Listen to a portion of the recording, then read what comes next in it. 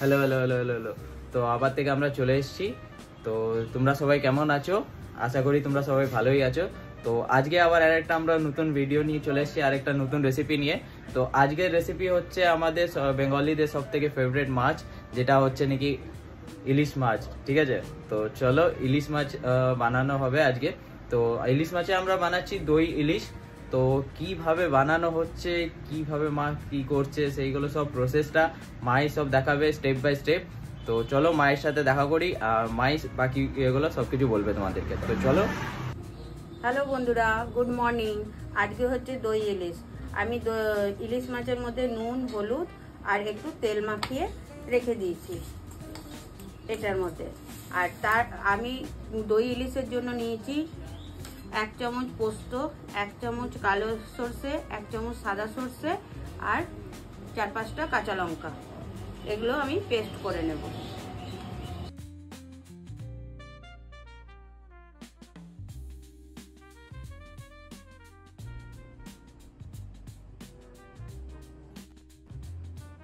এইগুলো এবার আমি মিক্সিতে দিয়ে নিলাম, দিয়ে এবার পেস্ট করে নিই, তারপরে ম্যাগনেট করাটা আমি দেখাচ্ছি। সর্ষে, পোস্ত, কাঁচা লঙ্কা এগুলো পেস্ট করে নিয়েছি। এর মধ্যে আমি দই দিয়ে দিচ্ছি। এবার দই দিয়ে আমি একবার ঘুরিয়ে নিই। তো এখানে আমরা রেড কালার দই ইউজ করেছি।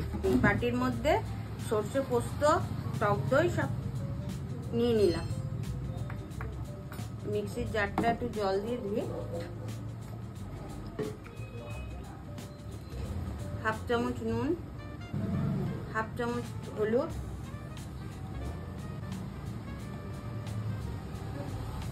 1/2 চামচ লঙ্কার গুঁড়ো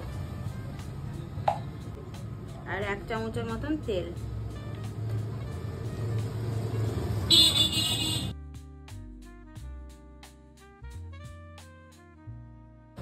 এরপর মাছগুলোকে আমি এর মধ্যে দিয়ে একটু ম্যাগনেট করে রেখে দেবো।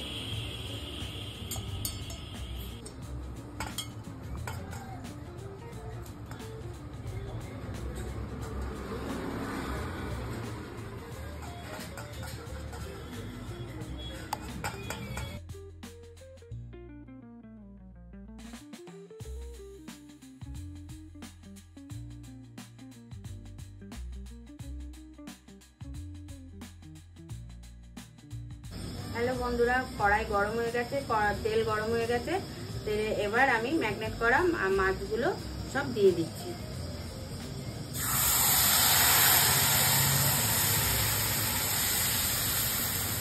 একটু জলটা দিয়ে দেবো, আর আমি কোনো জল ইউজ করবো না।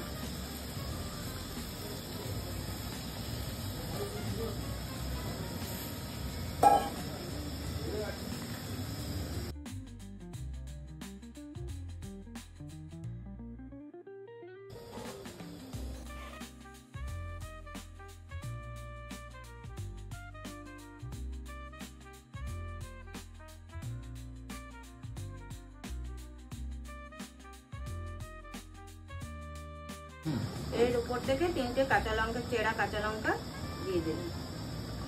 কিছুক্ষণ ফুটুক, তারপর আমি নামিয়ে দেবো।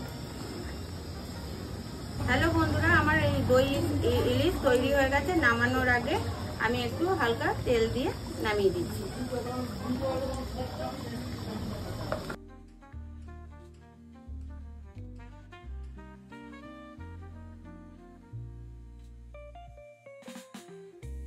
তো বন্ধুরা, আমাদের দই ইলিশ রেডি হয়ে গেছে। তোমার দেখিয়ে দাও।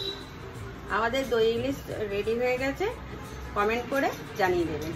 তো বন্ধুরা, আমাদের দই ইলিশ তো রেডি। তো এবারে তার জন্য আপনাদেরকে কি করতে হবে, চ্যানেলটাকে সাবস্ক্রাইব করে দেবে, লাইক করবে, কমেন্ট করবে আর শেয়ারও করে দেবে। আর আমাদের ইনস্টাগ্রামেও চ্যানেল আছে মমস পান্ডা কিচেন বলে, ঠিক আছে? তো এর জন্য তোমরা সবসময় আমাদেরকে এরকমই লাইক, শেয়ার, সাবস্ক্রাইব করতে থাকবে, আমাদের সাথে জড়িত থাকবেন।